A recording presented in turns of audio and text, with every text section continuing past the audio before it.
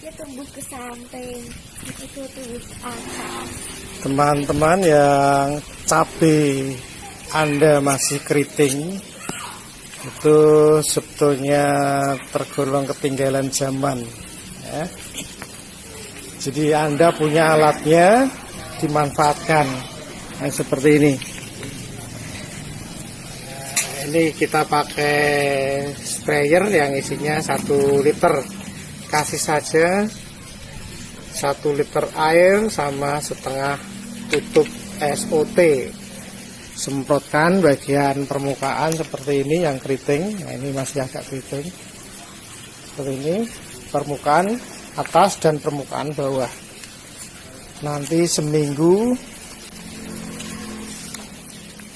Anda dan cabai Anda sudah lupa kalau pernah keriting seperti ini. Terus keluar bunga yang banyak jadinya. Nah, seperti ini teman-teman cara mengatasi keriting pada cabai yang sebetulnya sangat-sangat mudah. Anda lihat nyawanya keriting-keriting. Ini juga cabai hijau, bekas keritingnya masih ada. Darinya seperti ini. Ini hanya butuh waktu seminggu 2 minggu. Sekarang tidak usah bingung lagi kalau menghadapi cabai yang keriting. Terima kasih.